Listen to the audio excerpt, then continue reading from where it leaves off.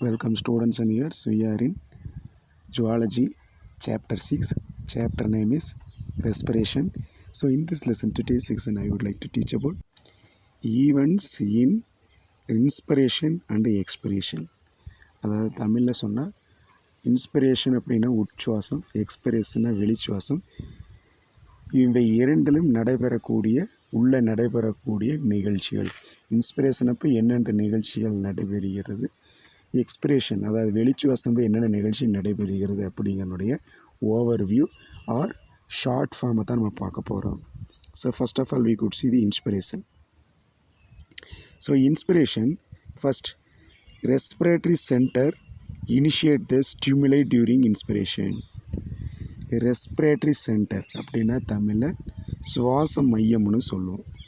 Respiratory சென்டருங்கிறது சுவாச மையம் என்ன பண்ணுதுன்னா தொடங்கி வைக்குது. இனிஷியேட்னா தொடங்கி வைத்தல் என்ன பண்ணுது. ஸோ ரெஸ்பிரேட்டரி சென்டர் இனிஷியேட் சுவாச மையமானது ஒரு முக்கியமான நிகழ்வை தொடக்கி வைக்கிறது. என்னென்னா த ஸ்டிமுலை டியூரிங் ரெஸ்பிரேஷன். சரிங்களா? ஸோ இன்ஸ்பிரேஷன் அப்போ சுவாச மையங்கள் தூண்டல்களை தொடக்கி வைக்கின்றன. சரிங்களா? ஸோ ரெஸ்பிரேட்டரி சென்டர் தூண்டல்களை இனிஷியேட் தொடங்கி வைக்குது. வென் டியூரிங் இன்ஸ்பிரேஷன் உட்சுவாசத்தின் போது தூண்டல்களை ரெஸ்பிரேட்டரி சென்டர் அதாவது சுவாச மையங்கள் தொடங்கி வைக்கிறது. Same time we can see the expiration இப்போ நடக்குன்னா ரெஸ்பிரேட்டரி சென்டர் அதாவது அதே சுவாச மையங்கள் இது பிரெயினில் இருக்குது. ரெஸ்பிரேட்டரி சென்டர் அப்படிங்கிறது அந்த சுவாச மையம் பிரெயினில் இருக்குது.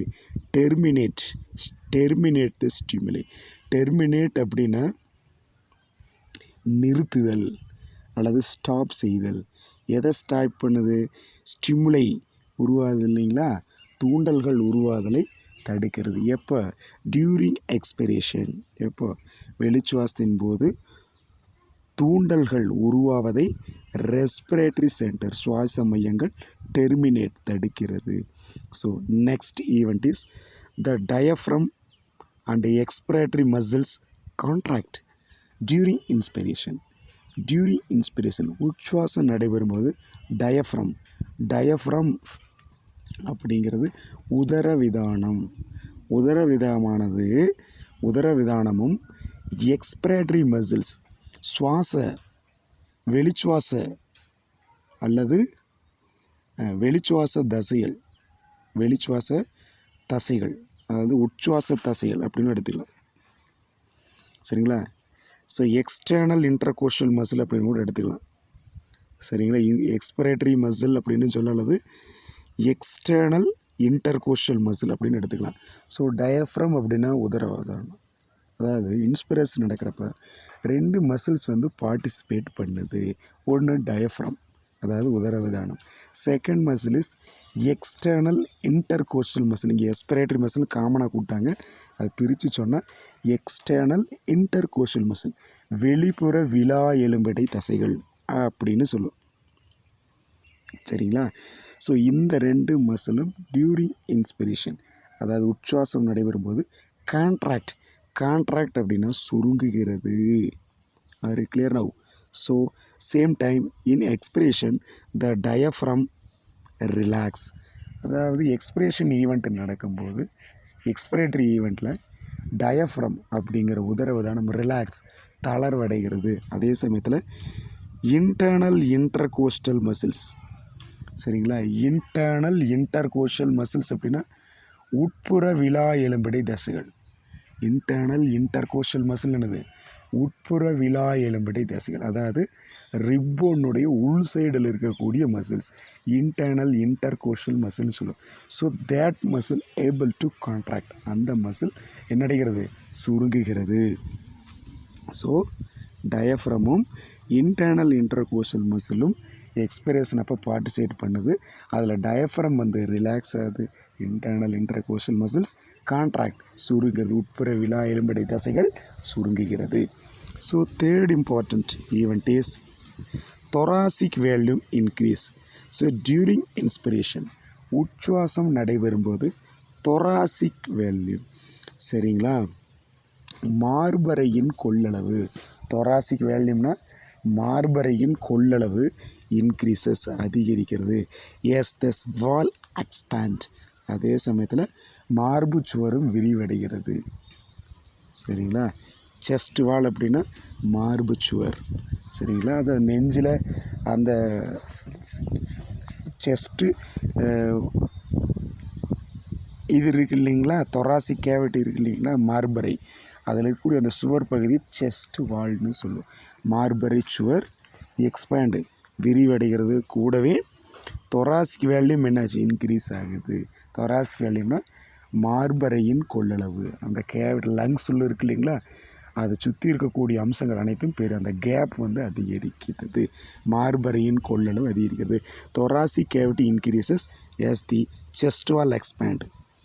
சரிங்களா. செஸ்ட் வால் மார்பறை சுவர் விரிவடைவதால் thoracic வேல்யூம் அதிகரிக்கிறது. அதே சமயத்தில் thoracic volume decreases during expiration. So expiration event வெளிச்சுவாசம் நடைபெறும்போது அந்த thoracic வேல்யூம் மார்பறை கொள்ளளவு என்னது குறைகிறது.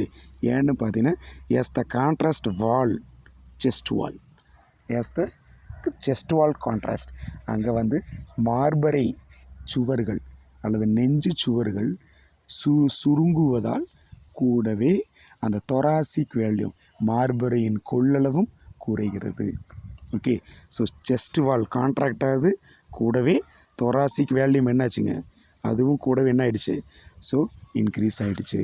ஸோ அது நம்மளுக்கு during expiration thoracic volume decreases. Expiration அப்படிங்கிற வெளிச்சுவாசம் நடைபெறும்போது மார்பறை கொள்ளளவு சுருங்குகிறது, குறைகிறது. ஏன்னு கேட்டிங்கன்னா அப்போ என்ன நடக்குது, செஸ்ட் வால் கான்ட்ராக்ட், மார்பறை சுவர் சுருங்குகிறது. அதுக்கடுத்தது intra pulmonary pressure is reduced. Intra pulmonary ப்ரெஷர்னா நுரையீரல்களின் உள் ப்ரெஷர் அழுத்தம் குறைகிறது. During inspiration intra pulmonary pressure is reduced. சரிங்களா. உச்சுவாசம் நடைபெறும் போது என்ன நடக்குதுன்னா மார்பறை உள்ளே காணப்படும், அதாவது நுரையீரல்களின் நுரையீரலுக்குள்ள லங்ஸுக்குள்ள, சரிங்களா, லங்ஸுக்குள்ள ஏர் ப்ரெஷர் குறைகிறது வென் கம்பேர்ட் டு அட்மாஸ்பியர். ஏன்னா அட்மாஸ்பியரில் ப்ரெஷர் ஹையாக இருக்கணும், லங்ஸுக்குள்ள ப்ரெஷர் கம்மியாக இருந்தால் தான் எக்ஸ்டர்னல் என்விரான்மெண்ட்லேருந்து ஏர் உள்ள வந்து இன்டர்னல் என்விரான்மெண்ட் அப்படிங்கிற லங்ஸுக்குள்ளே போகும். அது கிளியர் நவ். ஸோ அதன் ஆஸ்பெக்டில் பார்க்கும்போது இன்ட்ரா பல்மனரி அப்படின்னா ஸோ நுரையீரல்களின் கொள்ளளவு குறைகிறது. சரிங்களா. ஸோ ஏர் ப்ரெஷர் கம்மியாகுது. அதே தவிர intra pulmonary pressure is increased during expression. Excretory event நடக்கும்போது இன்ட்ரா பல்மனரி ப்ரெஷர், அதாவது லங்ஸுக்குள்ளே ப்ரெஷர் ஹை ஆகும்.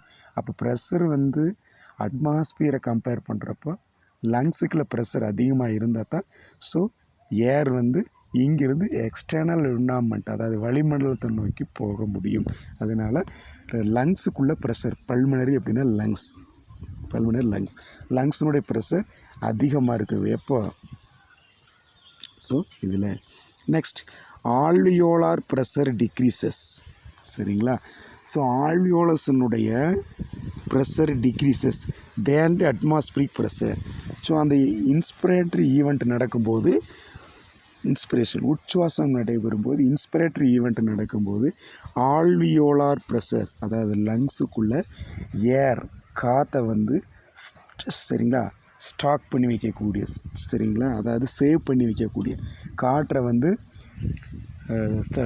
அதாவது சேமித்து வைக்கக்கூடிய ஒரு அம்சம் இருக்குது. அதுக்கு பேர் ஏர் சாக்குன்னு சொல்லுது, ஆல்வியோலைன்னு சொல்லுவோம். அந்த ஆல்வியோடைய ப்ரெஷர் வந்து ஆல்வியோலார் ப்ரெஷர், ஆல்வியோலஸ் அந்த காற்று நுண்சிட்டறைகளுடைய ப்ரெஷர் கம்மியாகுது.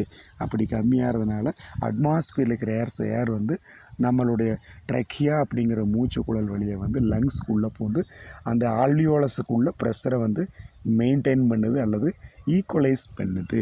ஸோ ஆல்வியோலார் ப்ரெஷர் டிக்ரீசஸ் தேன் அட்மாஸ்பிரிக் ப்ரெஷர்.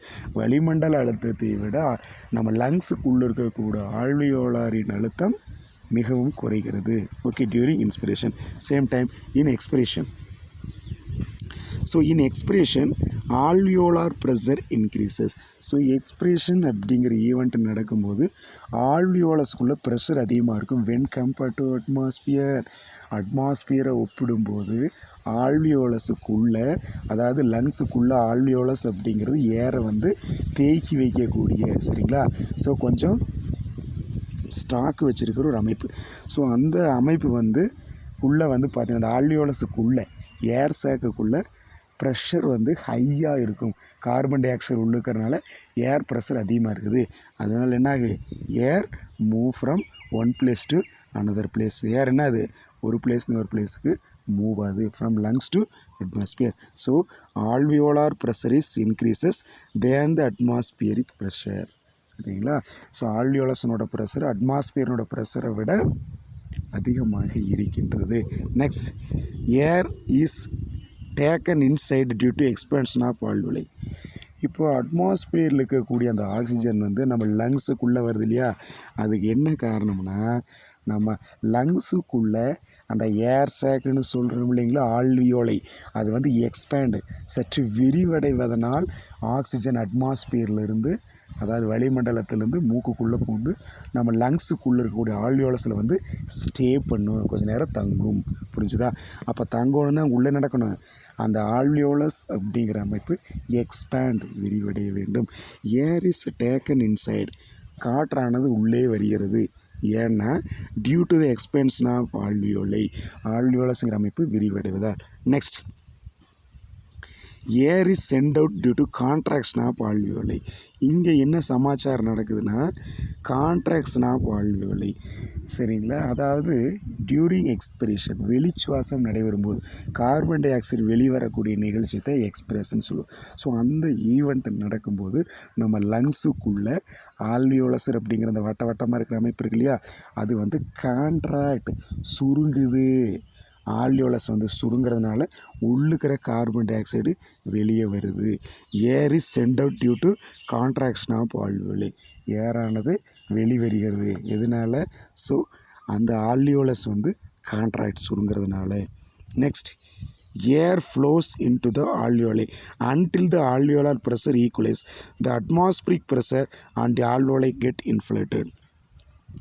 Air flows, நுண்ணறைகள் விரிவடையும் போது காற்று நுண்ணறை அழுத்தம் வளிமண்டல காற்றழுத்தம் சமமாகும் வரை காற்று உள்ளேற்றம் நடைபெறுகிறது. சரிங்களா. ஸோ இதனால் காற்று நுண் அறையானது பருமனாய்களை சற்று தடித்து காணப்படுகிறது.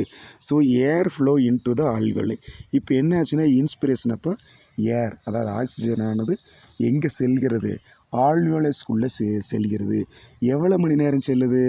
Until the alveolar pressure equalise, அதாவது அன்டில் அப்படின்னா அதுவரை, எதுவரை, அதாவது ஏற்கனவே சொன்னோம் லங்ஸுக்குள்ளே இன்ஸ்பிரேஷன் ஈவெண்ட் நடக்கும்போது லங்ஸுக்குள்ளே பர்டிகுலராக ஆல்வியோலைஸுக்குள்ளே ஏர் ப்ரெஷர் கம்மியாக இருக்கும். Same time atmospheric pressure oxygen pressure அதிகமாக இருக்குது. அப்போ அந்த அட்மாஸ்பியர்லேருந்து வரக்கூடிய ஆக்சிஜன் லங்ஸுக்குள்ளே வந்து ஆல்வியோலஸுக்குள்ளே வந்து ஸ்டேபிள் ஆகும், உள்ளே தங்கும்போது அட்மாஸ்பிரிக் ப்ரெஷரும் ஆல்வியோலஸில் இருக்கக்கூடிய ஆக்சிஜன் ப்ரெஷரும் ஈக்குவல் சமநிலைப்படும் வரை ஏர் உள்ளே வந்துகிட்டே இருக்கும். Air flow into the alveoli until, எதுவரை, until the alveolar pressure equalise. So the atmospheric pressure and alveoli get inflated. அப்போ என்ன ஆயிரு, அட்மாஸ்பிரிக் ப்ரெஷரும் அதே சமயத்தில் ஆல்வியோலை கெட் இன்ஃப்ளேட்டட், அதாவது சற்று பருமன் அடைகிறது. டியூரிங் இன்ஸ்பிரேஷன் அப்போ நடக்கும்போது ஆல்வியோலைஸ் வந்து கெட் இன்ஃப்ளேட்டட், சற்று தட்டையாகி பருமன் அதிகரிக்கிறது. Same times if you take in expiration, so air flow of the alveoli, air என்னது ஆல்வியோலஸ்குள்ளே போகுது, air flow out of the alveoli. So expiration நடக்கும்போது காற்று வெளிவருகிறது, air flow out of the alveoli, ஆல்வியோலஸ்லேருந்து காற்று வெளிவருது. எது வரைக்கும்? Until the alveolar pressure equals atmospheric pressure. சரிங்களா. எது வரைக்கும் இந்த எக்ஸ்பிரேஷன் நடக்குதுன்னா ஏற்கனவே ஆல்ரெடி ஐ டோட் a lot of time. Okay. So during expiration alveolar pressure is high when compared to atmospheric pressure. அதாவது எக்ஸ்பிரேஷன் நடக்கும்போது நம்ம லங்ஸுக்குள்ளே ப்ரெஷர் அதிகமாக இருக்கும், அட்மாஸ்பியரில் ஏர் ப்ரெஷர், அதாவது கார்பன் டை ஆக்சைடு ப்ரெஷர் கம்மியாக இருக்கும். ஸோ இதனால் அடுத்த ஈவெண்ட் என்ன நடக்குதுன்னா, ஸோ நம்ம லங்ஸ் டியூரிங் எக்ஸ்பிரேஷன் நடக்கிறப்ப கார்பன் டை ஆக்சைடு வெளியே வரணும். அதுக்காக என்னன்னு பார்த்தீங்கன்னா இந்த கார்பன் டை ஆக்சைடு என்னது லங்ஸ்லேருந்து வெளியே வருது. வெளியே வந்து அட்மாஸ்பியருக்கு வந்துகிட்டே இருக்குது தொடர்ச்சியாக. எவ்வளோ மணி நேரம் வரும்னா லங்ஸில் இருக்கிற கார்பன் டை ஆக்சைடு ப்ரெஷரும் அட்மாஸ்பியரில் இருக்கக்கூடிய கார்பன் டை ஆக்சைடு ப்ரெஷரும் ஈக்குவல் ஆக வரைக்கும் லங்ஸ்லேருந்து கார்பன் டை ஆக்சைடு வெளியே வந்துகிட்டே இருக்கும். So air flow out of the alveoli, air flow out of the alveoli until the alveolar pressure equals. ஏர் ஆனது ஆல்வியோல் வந்து அவுட் வெளியே வருகிறது. எது வரைக்கும்? ஆல்வியோலார் ப்ரெஷர் ஈக்குவலைஸ் த அட்மாஸ் ப்ரெஷர். ஸோ ஆல்வியோலையோட ப்ரெஷர் வந்து அட்மாஸ்பெரிக் ப்ரெஷரை வந்து ஈக்குவலைஸ் பண்ண வரைக்கும் கார்பன் டை ஆக்சைடு வெளியே வந்துட்டே இருக்கும். So and then alveoli get deflated. அந்த சமயத்தில் ஆல்வியோலை சுருங்குகிறது அல்லது இயல்பு நிலைக்கு திரும்புகிறது அல்லது சுருங்குகிறதுன்னு அர்த்தம். So that's all about event found in the expression.